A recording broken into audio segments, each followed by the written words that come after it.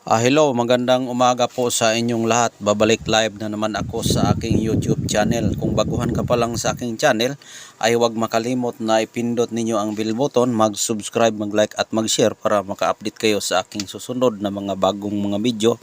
At paki-share na rin po sa mga baguhan po para kung mayroon mang gustong ganitong klaseng kwento ay pwede kayong makapagtulong sa kanila upang sila rin ay makakuha ng mutya. Ito ang ating mutya na kakaiba na nakukuha ko po ito sa puno ng kahoy na napakalaking troso. Ayan po ang mutya natin. Kung napapansin ninyo na kakaibang bato, pero ang batong ito ay parang ulo ng ahas o parang ahas siya.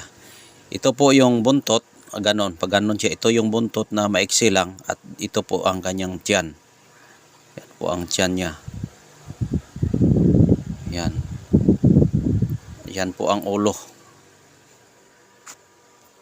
Yan po ang ulo. Ito po yung ulo, pag ganun ang ulo niya, at ito po yung buko-buko niya, at ito po yung buntot na maliit lang siya pero kakaibang bato. Kasi alam nyo na pag tumigas na yung hayop ay liliit po yan. Ayan o, yan po ang bibig niya. At yung dalawang yan ay yan ang kanyang mata. Tapos yung kanyang ikog o buntot, ito po, paliko siya.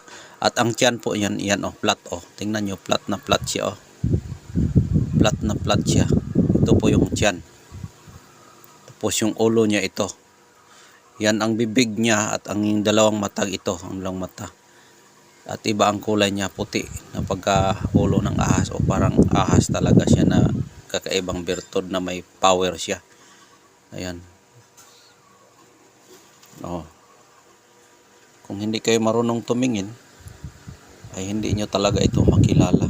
Ayan oh, ahas talaga siya. Bibig yan, dyan palaging lumalabas ang kanyang dila at yan po ang kanyang mata. Yan, ito po yung buntot, maliit lang siya. Maliit siya pero kung tingnan yung maigi o mabuti, yung ulo niya palo, parang palo yan oh. Parang palo. Paliko siya, ito yung buntot. Pag ganun oh. Tapos ito po yung tiyan oh, tiyan. Flat siya oh. Flat talaga siya. Dito iba oh. Dito hindi siya flat, parang bilog-bilog siya. Yan ang ulo oh. Ayan, ang ulo niya. Diyan ang ulo niya at may mata pa nga oh. Ayan. Nakuha ko po ito sa ilalim ng troso na malaking kahoy. Ayan.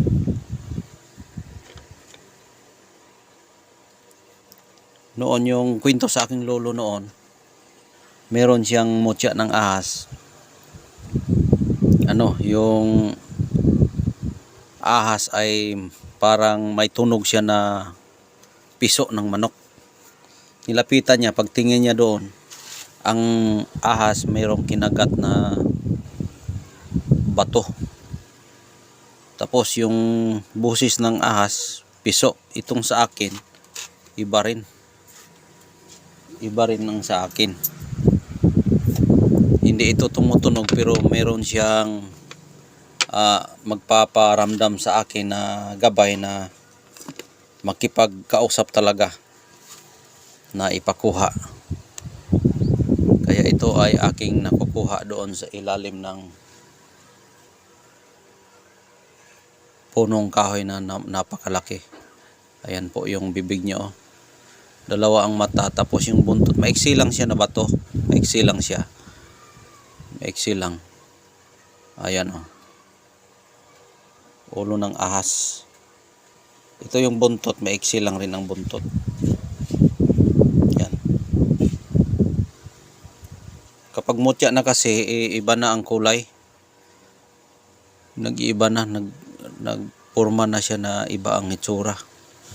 Maaari din itong palo, maaari ding ahas, maaari ding tuko. Ayan. Maaari ding butiki. Pero wala namang paa. Kung may paa yan, makikita natin yung paa sana. Eh pwede tayo magsabi na yan ay tuko. Kung pwede tayo magsabi na palo, yung isda sa ilalim ng karagatan na palo, maaaring pwede rin. Dahil yung ulo niya parang palo. Ayan o. Pero kung ahas din naman, dito lumalabas yung bibig ng yung dila ng ahas at yung mata dyan, oh, ay may posibilidad na ahas yan na mutya. Pero sa ilalim siya ng kahoy na nagkatira, yan nakukuha ko ay maaring yan ay mutya ng ahas. Pero kakaiba din ang klaseng bato. Kung ito ay ordinaryo, ay kakaibang klaseng bato. Kasi kung kakaibang bato yan, bakit nagkaganon ang itsura niya, oh? Oh. Ayan, oh. Yan ang buntot talaga yan. At kung tingnan mong maigi yan, iyan ay talaga ay bibig talaga niya yan, ulo. O kung hawakan natin ganun, oh, ulo yan. Ulo yan, lahat yan, ulo. Tapos yan ay bibig at yung dalawang mata. Ayan. Tapos yung tiyan niya flat, kasi ang ahas flat yung tiyan niya. Tapos maiksi siya dahil nga ay mutya. Ayan. Ahas talaga siya. Yan po ang mutya natin na pinapakita ko sa araw na ngayon. Oh, yan, oh. Kita nyo na yung ulo at mata. Bibig yan, oh, dalawang mata. Kasi yung ahas kasi pag mamibigay po yan ng mutya, o kung magtigas yan, mag-ano siya, mag-form yung kanyang katawan, mag-iiba. Nagtitigas siya, lumiliit, mag-iiba ang itsura. Kapag virtud kasi ang pinag-usapan natin, mag-iba-iba ang itsura ng kapangyarihan. Kaya ito'y kakaibahan na bato, na ulo ng ahas na may buntot na maiksi lang. Yung haba nyo, 3 lang yung haba. Yan. Kuha ko to araw ng Friday. Yan. Oh, yan, oh. Ulo ng ahas talaga. Ang gamit po nito ay maaari itong pampaswerte sa ating sarili, na proteksyon na ayaw tayo malapitan ng mga masasamang tao. At ito ay maaari din itong may kapangyarihan itong tagaliwas. Ayan. Yan po ang ating mutya ngayon na ipapakita. Bago lang ito aking nakukuha. Friday pa lang ito aking nakukuha. Friday. Kaya i-vlog ko na ngayon para makita ninyo. Yan.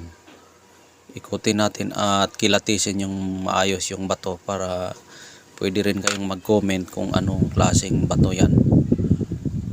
Yan. Para maka-comment din kayo kung ano ang nakikita nyo sa bato. Yan.